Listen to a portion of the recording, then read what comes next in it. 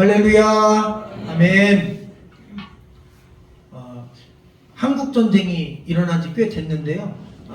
최근에 제가 보니까 한국전쟁 당시에 기네스북에 등재가 된 사건이 있더라고요. 그게 어떤 사건이냐면 1950년 12월 15일부터 24일까지 흥남부두에서 철수작전이 시행됐습니다. 중공군이 100만 명이나 우리나라로 내려오면서 막 쳐 올라가고 우리나라 영토를 거의 다 회복했다가 다시 내려오게 됐죠. 그 철수를 해야 되는데 그 일사후퇴 되기 직전에 미리 그걸 감지하고 10만 명이나 되는 피난민들을 배에 태워서 수송하는 작전을 실시합니다. 그런데 그 작전 중에 누가 올라갔냐면 빅토리아호라고 하는 배에 레너드 라로 선장 이 분의 배가 등재됐습니다. 이유는 이 배는 60명의 승객을 태울 수 있고 그리고 물자를 창고에 실을 수 있었습니다.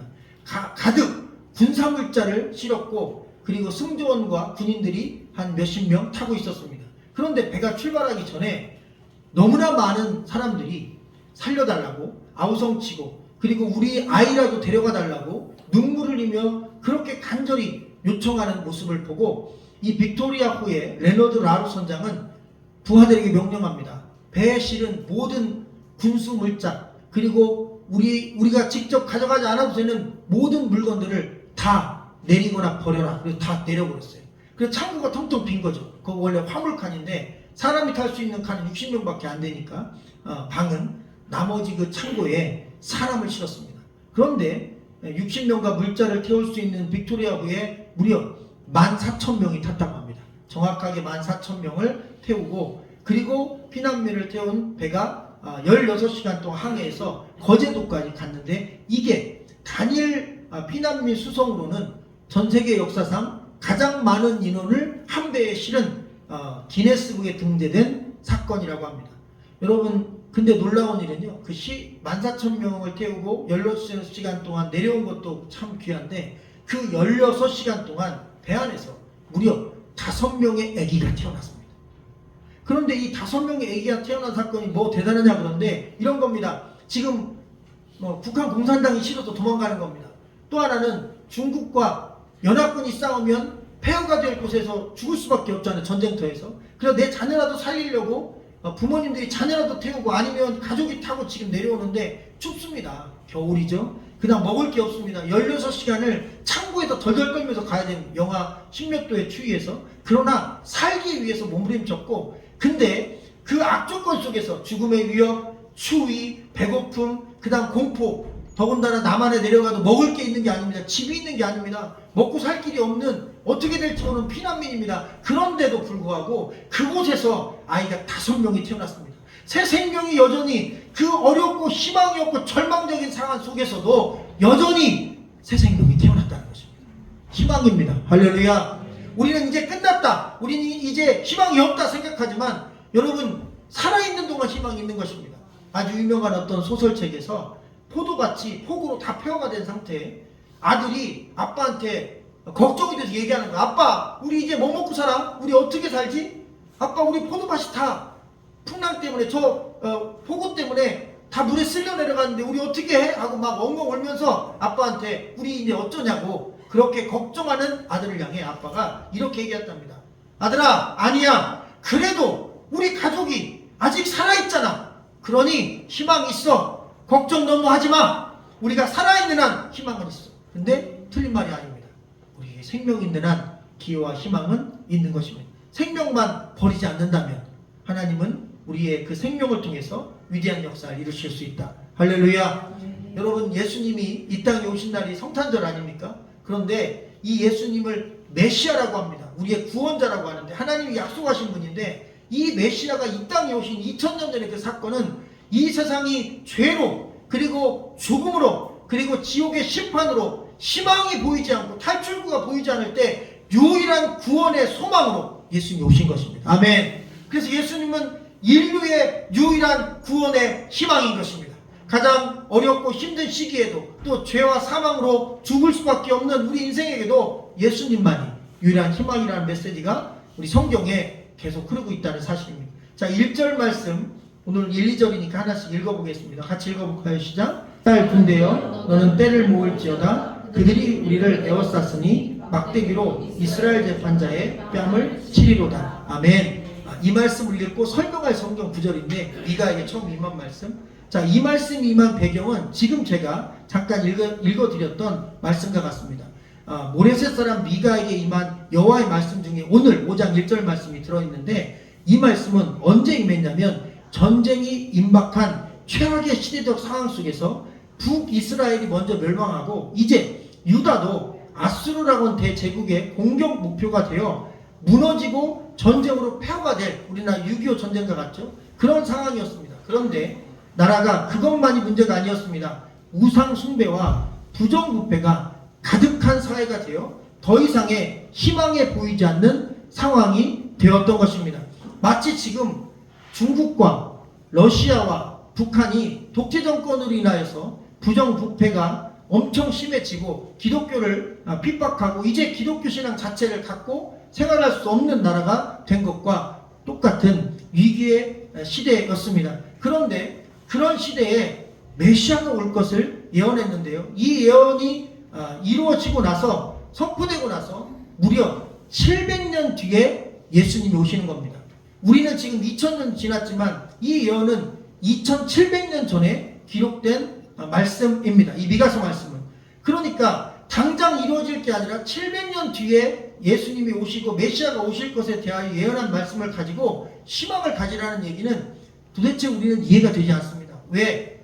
여러분 당장 어렵고 전쟁 위기로 멸망할 수 있는 상황인데 700년은 웬 말인가? 700년이나 시간은 도대체 우리에게 무슨 희망이 되는가? 라고 생각할 수 있습니다.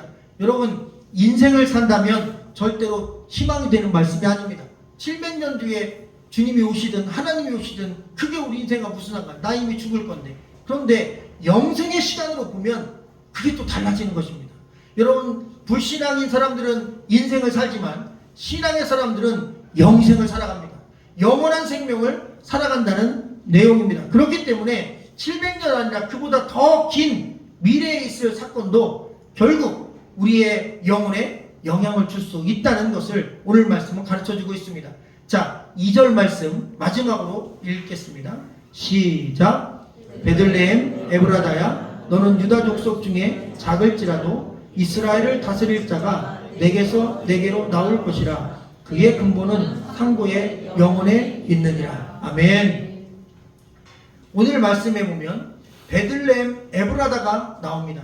여러분 베들레헴은 우리가 설교를 통해 많이 들었지만 떡집 또는 원래 원어상은 빵집이라고 되어 있고요. 에브라다는 뭐냐면 에브란이라는 단어를 길게 쓴 건데 풍성한 열매라는 뜻입니다. 그래서 베들레헴 에브라다는 풍성한 열매가 있는 동네 또는 먹을 게 있는 동네, 이런 풍요로운 동네, 농사가 잘 되는 동네라는 뜻입니다. 예루살렘에서 한 8km 떨어져 있습니다. 우리로 얘기하면 우리 교회에서 약 시청 정도 거리, 직선 거리로 그 정도 거리니까 사실 옛날에는 교통편 없어도 걸어갈 만한 가까운 거리입니다. 여기서 농사진 거를 예루살렘에 공급할 수 있는 그런 거리에 농사가 잘 지어지는 어떻게 보면 그냥 부농인 동네입니다. 역사적인 의미로는 근데 상당히 의미가 있습니다. 왜? 이 베들레헴 에브라다가 바로 다윗 왕의 고향입니다. 그리고 성경에 수많은 곳에 예언되어 있는데 베들레헴 에브라다에서 유다 족속 중에 작지만 이곳에서 이스라엘의 메시아가 나올 것이란 예언이 있었기 때문에 이 동네는 작지만 중요한 동네다. 우리나라로 독도와 같다. 독도에 대한 생각들을 많이 합니다. 그 조그만한 정말 작은 섬이 무슨 가치가 있길래 그렇게 목숨 걸고 우리나라가 지키려고 하느냐 하는데 사실 그 섬이 없으면 우리나라의 엄청난 해역을 빼앗기게 됩니다. 영토, 해양 영토는 항상 마지막 육지에서 시점을 찍기 때문에 독도가 아니면 우리는 울릉도에서 찍어야 되는 거거든요. 그러면 독도하고 울릉도 사이에 절반을 빼앗기는 거거든요. 근데 독도가 우리 땅이면 독도에서 또 영해가 넓어지는 거니까 어마어마한 수자원을 우리가 가질 수 있는 것이죠. 그만큼 베들레헴은 작지만 중요한 동네다. 그래서 오늘 말씀 두 번째 구절 보면 너는 유다 족속 중에 작을지라도 라는 말씀이 기록되어 있습니다. 이 작다는 표현은 지난번 지난주 말씀에도 드렸지만 구약 성경에서 특별히 크다는 표현이 부정적으로 많이 쓰입니다. 골리앗이 키가 큽니다. 하나님을 대적하죠. 그리고 큰 풍랑, 큰 폭풍 이런 것도 보면 대부분 부정적인 의미로 많이 쓰입니다. 그런데 성경에서는 작다는 표현이 긍정적으로 많이 쓰입니다. 신약 성경에도 보면 여러분 겨자씨 비유가 나옵니다. 겨자씨가 비록 작지만 그것을 땅에다 심으면 수백 배의 열매가 맺는다. 누룩에 대한 비유도 그렇습니다. 누룩을 비록 작게 넣어도 그 누룩이 나중에 퍼져서 반죽에 두루두루 퍼져서 확장된다. 또 그런 말씀이 있습니다. 또 하나는 열왕기상 18장에 보면 엘리야가 3년 반 동안 비가 오지 않자 하나님 앞에 기도를 드립니다. 그리고 종에게 물어봅니다. 뭐 보이는 게 있냐? 몇 번을 물어봅니다. 그랬더니 이렇습니다. 손만한 작은 구름이, 정말 손바닥만한 작은 먹구름이 하나 떠올랐습니다. 그러자 우산을 준비해라. 비에 막히지 않도록 채비를 하고 마차를 타라. 이러면서 큰 비를 미리 준비하는 믿음의 고백을 하는 모습을 열왕기상 18장에서 보게 됩니다. 그런데 여러분 그 다음에 진짜 비가 내렸잖아요. 3년 6개월 만에 폭우가 쏟아졌잖아요. 그리고 모든 가뭄을 한 번에 해소했잖아요. 근데 그때도 여러분 첫 시작은 손만한 작은 보잘것없는 구름에서 시작했습니다. 여러분 희망이란 단어가 발할 희자에 발할망자입니다. 그런데 한문으로는 희망이 글씨가 달라도 의미로는 발할이고 발할망입니다. 소망할 때 망자를 쓰잖아요. 발할망이고 희망할 때 희자도 발할희입니다. 그런데 이 희자가 또 다른 의미 하나가 더 있습니다. 드물다의 의미가 있어요. 그래서 드물 희자로도 쓰입니다. 여러분 그래서 이 희망을 드물 희자로 번역해 보니까 이렇게 번역할 수 있어요. 희망은 작고 희소한 것, 즉 드문 것에서 시작하는 것이다. 할렐루야. 생각보다 성경에서는 겨자씨처럼 작고 드문 것, 누룩처럼 작고 드문 것, 손바닥만한 작은 구름처럼 보잘것없는 것에서 희망은 시작된다. 하나님은 그 작은 것을 통해서 큰 것을 이루고 또 작은 것을 통해서 강한 것을 부끄럽게 하시는 위대한 하나님이다. 이런 메시지를 전해줍니다. 그것이 우리에게 희망입니다. 내가 큰 사람, 강한 사람이 아니기에 내가 작지만 하나님께 희망을 둘 수가 있다는 뜻입니다. 원래 이 작을지라도의 히브리어 원어는 차이르라는 단어입니다. 근데 이거는 사이즈가 작다는 의미보다 가치가 작다라는 의미입니다. 영적인 의미로는 이 작을지라도가 긍정적으로 쓰였지만 이 문장의 본래 의미로는 사실 보잘것없다는 의미로 쓴 거거든요. 그래서 베들레헴 에브라다는 촌동네고 베들레헴 에브라다는 작은 동네고 보잘것없는 지역이다. 사람들이 그 동네에서 나왔다고 하면 큰 인물이라고 여기진 않아요. 물론 의미적으로 중요할지 몰라도 실제로 그 동네는 그 당시에 그렇게 인정받지 못하는 동네였습니다. 근데 메시아가 왜 이 작고 보잘것없는 촌동네에서 나오셨을까요? 왜 메시아가 왕궁이 아니라 8km만 더 가면 왕궁이 있는 예루살렘이 있는데 그 유명한 도시 예루살렘이 아니라 8km 외곽에 떨어진 변두리의 작은 마을에서 태어나셨을까요? 또한 왜 메시아가 서민인 요셉과 마리아에게서 그 가정에서 나오셨을까요? 또한 메시아는 약자들과 함께 일평생의 삶을 살면서 그곳에서 그들과 함께 했을까요? 이유가 있습니다. 예수님은 약한 자로 오셨고 서민으로 오셨고 작고 보잘것없는 촌동네에 오셨습니다. 낮은 곳에서 오셨습니다. 하나님인데 전능하신데 가장 보잘것없고 작은 촌동네에서 가장 초라한 모습으로 오셨어요. 그것은 가장 초라하고 가장 낮은 위치에 있는 사람들을 섬기기 위함이라고 말씀하고 계십니다. 나는 섬김받으러 온 게 아니다. 섬기러 왔다. 성경 전체의 흐름을 보니까 그렇습니다. 모세가 왕자일 때 하나님이 쓰지 않았습니다. 모세가 목자일 때 하나님이 그를 쓰셨습니다. 그가 잘 나갈 때 왕궁에 있을 때 쓰지 않고 그냥 광야에서 40년 묵어서 아무것도 아닐 때 기운이 다 빠졌을 때 마른 막대기 하나 들었을 때 왕궁의 검이 아니라 마른 막대기 하나 들었을 때 주님이 부르십니다. 내가 너를 민족을 위해서 쓰겠다. 주님 저는 아무것도 아닙니다. 아니다. 내 손에 무엇이 있느냐? 마른 막대기가 있습니다. 그것을 가지고 가라겠습니다. 할렐루야. 내가 너와 함께 할 것이고 너가 손에 쥔 그 마른 막대기와 함께 할 것이다. 놀라운 사실은요. 그 말라 비틀어진 막대기로 홍해를 가르지 않습니까? 그 막대기로 반석을 쳐서 물이 나오게 하지 않습니까? 막대기가 말랐느냐? 보잘것없는 것이냐, 그게 서민의 손에 붙들려냐, 아무 상관없어요. 비록 말은 막대기고 아무것도 아니지만 주님의 손에 붙들리니까 홍해의 기적이 나타나고, 주님의 손에 붙들리니까 여러분 메마른 땅과 바위에서 물이 터져나오고, 할렐루야. 여러분 누구 손에 붙들렸냐가 중요한 것입니다. 내가 자꾸 보잘것없어도 괜찮습니다. 내가 초라해도 괜찮습니다. 하나님의 위대함은 나의 자금을 통해 드러납니다. 내가 보잘것없으니 나를 통해 큰 일이 일어나면 내가 한 일이 아니라 하나님이 하셨다. 그렇게 말할 수 있다는 사실을 기억하기를 주님의 이름으로 간절히 축원합니다.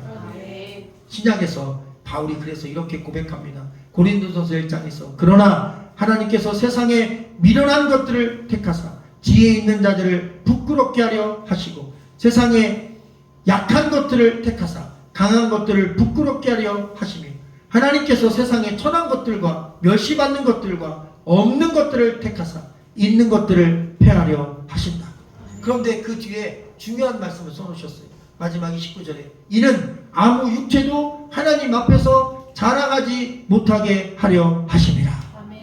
하나님이 자랑하는 거 싫어하시고 교만하는 거 싫어하시고 내가 했다고 하는 거 싫어하시는 거, 주님이 하셨다는 걸 깨달을 때 기뻐하시는 거예요. 우리 죄사함이 내가 노력해서 얻을 수 없습니다. 예수님이 나를 위해서 십자가에 죽으셨기 때문에 그 은혜로 우리가 죄사함을 얻은 것입니다. 내가 천국 가는 거 내 노력으로 자력으로 못 갑니다. 하나님이 우리를 구원해 주셨기 때문에 가는 것입니다.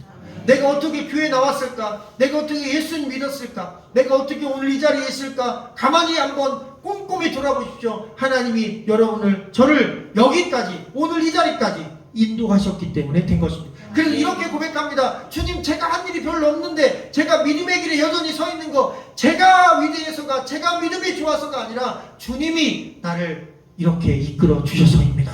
할렐루야. 그런 주님의 인도하심을 여러분 겸손하게 깨닫고 감사하기를 주의 이름으로 간절히 축원합니다. 여러분 수영 배울 때 어떻게 배우셨습니까? 저는 강에서 배웠습니다. 강이 물이 흘러가는데 간단하더라고요. 전 수영이 어려울 줄 알았는데 처음에 무서워서 허우적거려서 계속 빠졌거든요. 그런데 누가 그러더라고요. 힘을 빼라고. 아니 사람이요, 아무리 수영을 못하는 사람도 두려움을 버리고 그냥 물에다 몸을 맡기면 사람이 물에 뜨더군요. 얼굴을 그냥 담그면 돼요. 얼굴은 안 빠지려니까, 숨 쉬려니까 수영을 못하는 거지. 그냥 고개를 물에다가 딱 심고 그리고 온몸을 물에다가 잠그고 가만히 있으면 사람이 물에 떠 있는 거예요. 근데 살려고 몸부림치면 밑으로 빠지는 거고, 그냥 물과 내가 하나가 돼서 가만히 있으면 단 몇 초만 가만히 있으면 물에 떠 있는 거예요. 그리고 이게 강이 물이 흐르니까 발을 좀 동동 구르면 사람이 그냥 저 물 따라서 쭉쭉 배영으로 자유형으로 쭉쭉 내려가는 거예요. 그래서 조금만 팔 휘저으니까 수영이 금방 되더라고요. 수영을 잘하는 방법은 기술적인 것보다 두려움을 버리는 거더라고요. 몸을 믿고 물에 내 몸을 맡기는 거더라고요. 부력 때문에 몸이 뜬다는 걸 믿고 그냥 가만히 눈 감고 있으면 몸이 동동 떠요. 발만 움직이면 가, 손만 휘저으면 앞으로 가. 생각보다 간단하더라고요. 두려움 때문에 못하는 거더라고요. 맡기면 되는 거예요. 여러분 세상에서 마귀도 자꾸 우리를 두렵게 합니다. 주님은 맡기라고 하십니다.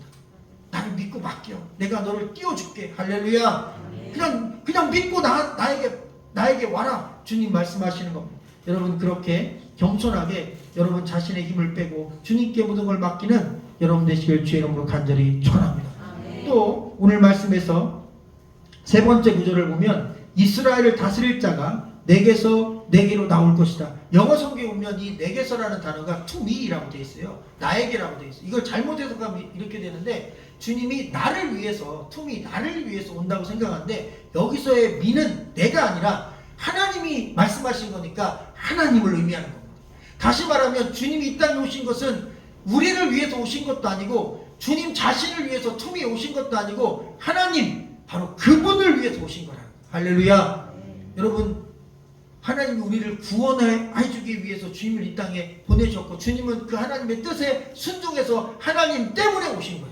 그래서 하나님 때문에 우리를 구원해 주신 것입니다. 아멘. 하나님께 순종해서 우리가 구원받게 된 것을 믿으시기를 주의 이름으로 간절히 축원합니다. 마지막 구절 살피겠습니다. 끝에 구절 보면 그의 근본은 상고의 영혼에 있느니라. 요즘에 이 상고라는 단어 안 씁니다. 우리가 이 상고라는 단어가 근본적으로 보면 사실은 태초에라고 하는 단어하고 히브리 원어적으로 보면 의미가 같은 거예요. 상고에는 태초에라는 뜻입니다. 영원은 이터널 라이프, 영원한 것을 의미하니까 요즘에도 쓰는 단어이죠. 그래서 이 의미는 뭐냐면 그는, 그의 근본은 상구의 영혼에 있느니라는, 하나님이 보내주신 메시아는 영원하신 분이다. 태초부터 계셨던 분이다. 또한 우리에게 영생을 주시는 분이시다. 이런 의미입니다.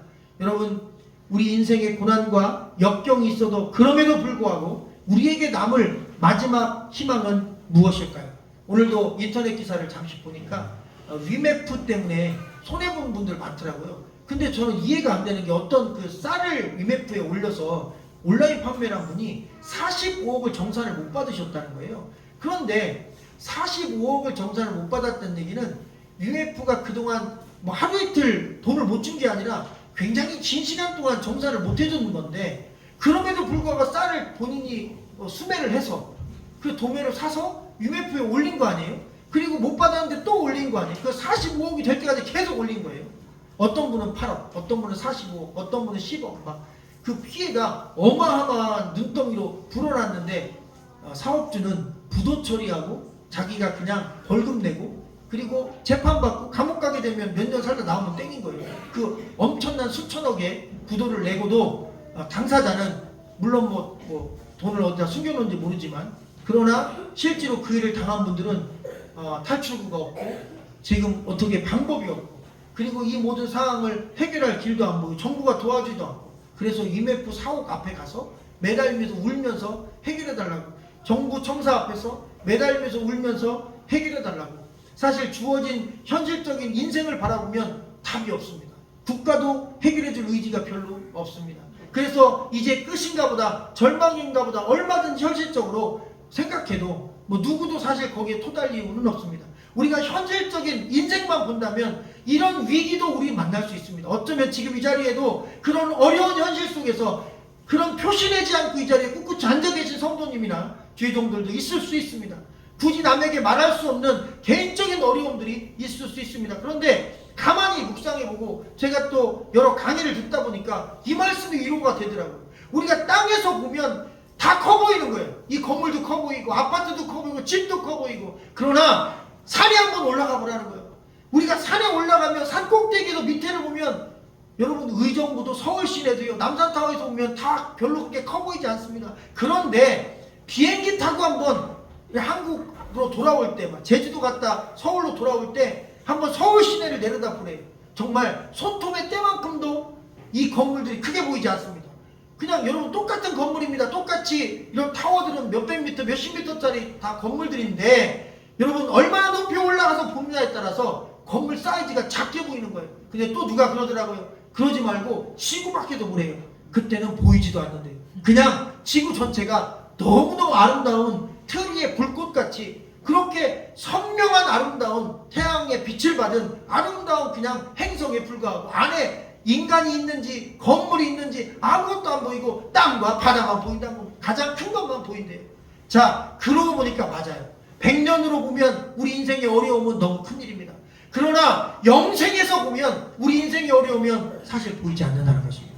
믿음은 영생의 눈으로 현실을 보는 것이다. 쉬운 일은 아닙니다. 당장 내가 어려움을 겪는데 어떻게 그걸 영생의 눈으로 본다고 난 아무 걱정 없어 말할 수 있습니까? 그래서 주님의 도움이 필요합니다. 주님, 내가 자꾸 현실을 보니까 절망이 옵니다. 주님, 나를 도와주십시오. 내가 영원한 주님의 눈으로 내 삶을 볼 수 있도록 주님 인도하여 주시옵소서.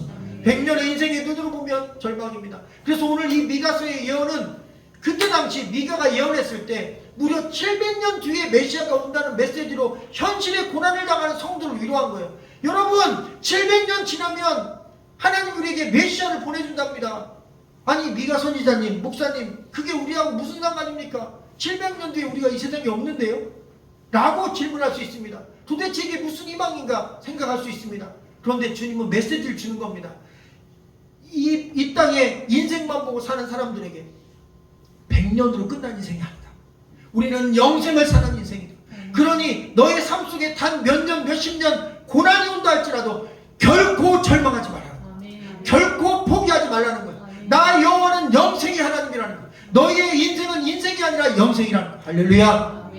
믿음은 바로 그 사실을 깨닫는 것입니다. 거꾸로 우리는 이 말씀을 2700년 만에 봤습니다. 그런데 더 중요한 건 예수님이 이미 이 땅에 왔다 가셨어요. 우리는 볼 기회도 없습니다. 앞으로 오실 거면 뭐 어떻게 날짜만 좀 본다고 하지만 이미 왔다 가셨는데 2000년이 지났습니다. 2000년 전에 주님이 이 땅에 왔다 가셨는데 우리는 그 2000년 전에 왔다 가신 주님을 메시아로 대망하며 거꾸로 뒤를 보며 희망을 갖습니다. 너무나 신기하지 않습니까? 여러분, 우리가 만약 땅만 보고 산다면 절대 있을 수 없는 일입니다. 당장 내가 받은 월급이나 아니면 유산이나 아니면 앞으로 내 자녀를 통해 얻을 어떤 유익이나 아니면 내가 사업에 투자해서 받을 어떤 걸 계산하거나 이 100년 안에 있어질 일들만 봐야 됩니다. 그런데 2000년 전에 이 땅에 왔다 가신 예수님을 우리가 믿음으로 바라보고 또 소망하고 그리고 그것 때문에 위기를 이겨내고 그리고 천국을 또 소망하고 영생을 소망한다는 것은 여러분 2000년 전의 메시아가 지금도 우리에게 살아서 역사하고 계시다는 사실입니다. 할렐루야. 여러분, 성경에서 말씀하시는 메시지는 여러분 예수 그리스도가 2000년 전에 오셨지만 그 예수님의 그 오심은 과거, 현재, 미래의 시간의 장벽이 없습니다. 여전히 현재 진행형이라는 것입니다. 예수님은 지금도 우리 안에 찾아오고 계시고 또 100년 뒤, 1000년 뒤, 만년 뒤에도 그때의 영혼들에게도 찾아오고 계시고 과거에도 아니고 현재도 아니고 미래도 아니고 항상 지금 이 시간에 저와 여러분과 함께 하심을 믿으시기를 주의 이름으로 간절히 축원합니다. 아주 오래전 있었던 선지자지만 하박국 선지자가 현실적 어려움 속에서 똑같이 미가처럼 희망을 노래합니다. 이런 외침입니다. 무화과 나무 잎이 마르고 포도 열매가 없으며 감람나무 열매 그쳤고 외양간에 송아지가 없습니다. 그러나 나는 여호와로 인하여 즐거워하고 난 구원의 하나님으로 인하여 기뻐합니다. 이가서의 예언을 통해 말하면 앞으로 2000년 뒤에 오실 나는 메시아를 믿는 믿음으로 이 역경과 텅 빈 인생의 삶을 결코 원망하지 않고 견뎌낼 수 있습니다. 여러분, 어려움이 온다고 해서 기독교인이 어렵지 않은 거 아닙니다. 그러나 믿음으로 극복한다는 것은 우리에게 주어진 인생이 끝이 아니라는 믿음을 갖고 있기 때문에 가능하다는 사실을 기억하기를 주님의 이름으로 간절히 축원합니다. 영화 타이타닉 다 보셨죠? 표정은 저만 봤다는 표정인데 다 보셨잖아요. 영화 타이타닉에 보면 마지막에 감동적인 장면이 하나 있습니다. 우리가 익숙한 이 찬송가를 현악 7중주가 연주합니다. 그런데 그 연주자들은 이 월급 받는 연주자들로 타이타닉호에서 늘 연주하는 악사들이거든요. 식사할 때도 악사들이 연주하고. 근데 연주하고 있는데 배가 이제 침몰해 가는 거예요. 근데 이 악사들이 계속 연주를 했어요. 근데 이게 기울어지니까 이제 그만하고 가자 해서 연주를 마치고 가려고 하는데 그 리더 중에 바이올리스트 윌리스 하틀러라는 사람이 딱 연주 마치고 이제 철수합시다. 우리도 살아야지요. 그러고 탈출 준비를 하려고 했는데 사람들이 공포에 떨며 죽어가는 모습을 보자 다시 와서 이 수석 연주자 혼자 연주를 합니다. 그때 울려 퍼진 연주가 노래로 하면 이겁니다. 내 주를 가까이 하게 함은 십자가 짐 같은 고생이나 내 일생 소원은 늘 찬송하면서 주께 더 나아가기 원합니다. 계속 내 주를 가까이 하게 합니다. 근데 이제 다 크리스찬 배경들이잖아요. 근데 그 상황에서 이제 죽음이 얼마 안 남았어요. 근데 이게 저는 설정인 줄 알았더니 실제로 타이타닉호에서 살아난 생존자들이 간증한 겁니다. 실제로 자기들이 배가 완전히 침몰하기 10분 전까지 이 연주자들이 연주를 멈추지 않고 연주했고 우리는 그 연주를 들으며 이대 우리가 죽을지라도 절망하지 말자. 왜? 우리는 죽게로 가까이 나간다. 죽음이 우리 믿음을 막을 수 없다. 비록 내 상황은 죽음이지만 이것은 불신자들에게 죽음이고 믿는 자들의 죽음은 죽게로 가까이 가는 것이다. 막 그런 위로가 이 연주 속에 덮쳤다. 근데 이게 간증으로 나왔는데 너무 마음에 와닿는 거예요. 우리 삶이 넉넉하지 않을 수 있습니다. 100년이라는 인생을 살피면 답답하고 내 뜻대로 안 되는 일이 많을 수 있습니다. 그러나 내 주를 가까이 하게 합니다. 주께 더 가까이 나가기 원합니다. 이런 고백과 함께 믿음으로 가기를 주님의 이름으로 간절히 부탁드립니다. 절망을 넘어서 인생을 넘어서 영생을 바라보고 희망을 연주한 분들을 통하여 죽음 속에서도 주께 더 나갈 용기를 얻었다는 고백입니다. 백범 김구 선생의 말씀에 보면 그가 이렇게 말씀하고 있습니다. 내가 일평생 가장 사랑했던 말씀은 로마서 8장 31절 말씀. 만일 하나님이 우리를 위하시면 누가 우리를 대적하리요. 본인은 이 말씀을 의지하고 그 어렵고 힘든 독립운동의 기간을 꿋꿋이 이겨내게 나갔다는 것입니다. 여러분, 종말론적인 삶이라는 것은 두려움과 공포 속에 사는 게 아닙니다. 금욕하고 사는 게 아닙니다. 기대하고 소망을 갖고 희망차게 메시아를 대망하듯이 주님 만날 날을 소망하며 그렇게 견뎌나가는 것입니다. 어렵다고 힘들다고 우리의 삶 가운데 그 어떤 위기가 있다고 해서 그것 때문에 우리 믿음을 포기하고 절망하지 않기를 주님의 이름으로 간절히 축원합니다. 약한 나로 강하게 하시고 가난한 나를 부하게 하시고 눈먼 날 볼 수 있게 해주시는 주님을 의지하는 저와 여러분 되시기를 주님의 이름으로 간절히 축원합니다. 아멘. 우리 이 찬양 부르시고 기도하겠습니다. 약한 나로 강하게 가난한 날 부하게 해주시고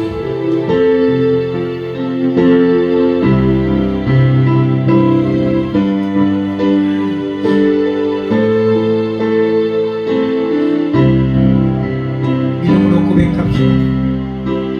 약한 나로 강하게 가난한 날 부하게 눈먼 날 볼 수 있게 주 내게 행하셨네.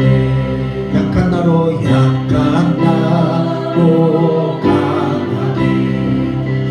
가난한 날 부하게 눈먼 날 볼 수 있게 주 내게 행하셨네. 호산나 호산나 호산나 주님 나간 어린 양 호산나 호산나 예수 다시 호산나 호산나 호산나 주님 나간 어린 양에 호산나 호산나 예수 다 한 번 더 부르고 기도합니다. 약한 나로 강하게 약한 나로 강하게 가난한 날 부하게 눈먼 날 볼 수 있게 아멘. 주 내게 행하 한 번 더 고백합시다. 약한 나로 강하게 가난한 날 부하게 눈먼 날 볼 수 있게 주 내게 행하오산나 호산나 호산나 주님 나간 어린 양 호산나 호산나 예수 다시 사셨네. 호산나 호산나 호산나 주님 나간 어린 양 호산나 호산나 예수 다시 사셨네. 이 시간 우리 앞쯤에서 한번 기도하겠습니다. 이 시간 기도드릴 때 주님 인생만 보고 사는 어리석은 믿음이 아니라 영생을 바라보고 인생의 어려움을 극복하는 믿음을 갖게 하여 주시옵소서. 우리의 시선을 영생으로 옮겨 놓을 수 있는 믿음의 역사가 있도록 주님 나를 축복하여 주시옵소서. 주여 한번 간절히 부르고 기도합니다. 주여 살아계신 아버지 하나님 은혜와 사랑을 감사드립니다. 우리 인생의 여정 가운데 수많은 현실적인 고통과 어려움이 있습니다. 주님이 필요합니다. 메시아 사상이 필요합니다. 희망이 필요합니다. 절망적인 상황 환경 속에서도 인생만 보지 않고 영생으로 아버지 하나님의 시선이 확장되도록 우리 모든 성도들을 축복하여 주시옵소서. 주시고 위로하여 주시옵소서. 주님은 나의 위로, 주님은 나의 희망, 주님만이 나의 소망임을 하나님 고백하며 나가게 하여 주시옵소서. 성도들의 심령 마음 영혼 상황 속에 하나님 역사하여 주시옵소서. 메시아의 희망을 주시옵소서. 우리를 살리시는 주님의 희망을 주시옵소서. 회복시키는 은혜의 희망을 주시옵소서. 성도들을 위로하여 주시옵소서. 아멘. 우리가 약할 때 우리를 강하게 하실 주님을 소망합니다. 우리가 가난하고 힘들 때 우리를 부욕해 하실 주님을 소망합니다.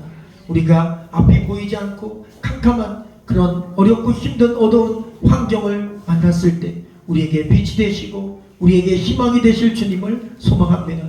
우리는 죽어서 천국 가는 믿음만이 아닙니다. 살아있는 현실 속에서도 영혼을 바라볼 수 있는 믿음입니다.